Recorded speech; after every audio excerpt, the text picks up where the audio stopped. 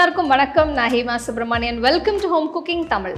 நம்ம வீட்டில் நம்ம எல்லாருமே ரெகுலராக சாம்பார் செய்கிறதுண்டு. ஆனால் சாம்பார் இன்னும் கொஞ்சம் நல்ல சுவையாகவும் நல்ல வாசனையாகவும் இருக்கணும்னா நம்ம வீட்டில் திரிச்ச சாம்பார் பொடி போட்டால் அது அட்டகாசமாக இருக்கும்.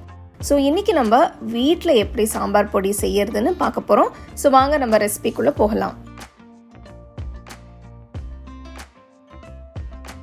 சாம்பார் பொடி செய்ய 1/2 கப் தனியா எடுத்துக்கோங்க.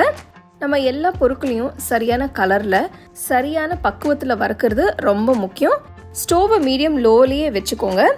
தனியா கலர் மாறி வாசனை வர வரைக்கும் வறுத்துக்கோங்க. அடுத்து ஒரு 17 சிவப்பு மிளகாயை நல்லா வறுத்து எடுத்துக்கோங்க.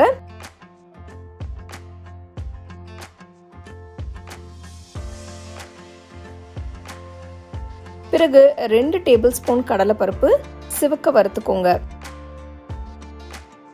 அதே போல 1/2 டேபிள் ஸ்பூன் உளுத்தம் பருப்பையும் ரோஸ்ட் பண்ணிக்கலாம். 1/2 டேபிள் ஸ்பூன் சீரகத்தையும் வறுத்து எடுத்துக்கோங்க.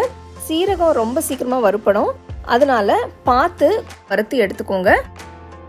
1 டேபிள் ஸ்பூன் மிளகும் வறுத்து எடுத்து வைங்க. 1/2 டீஸ்பூன் வெந்தயம்,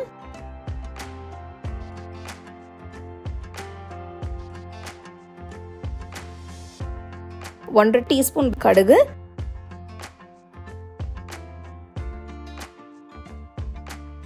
கருவேப்பிலையும் இதே போல தனித்தனியா வறுத்து வைங்க.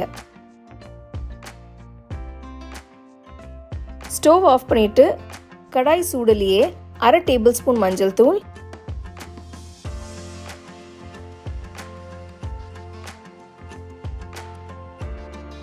1/2 டேபிள் ஸ்பூன் பெருங்காயத்தூள் போட்டு லேசா சூடு பண்ணிக்கோங்க. வறுத்த பொருட்கள் எல்லாத்தையும் நல்லா ஆற விடுங்க. ஆறுனதும் மிக்சர் ஜார்ல போட்டு நல்லா நைஸா பவுடரா அரைச்சுக்கோங்க.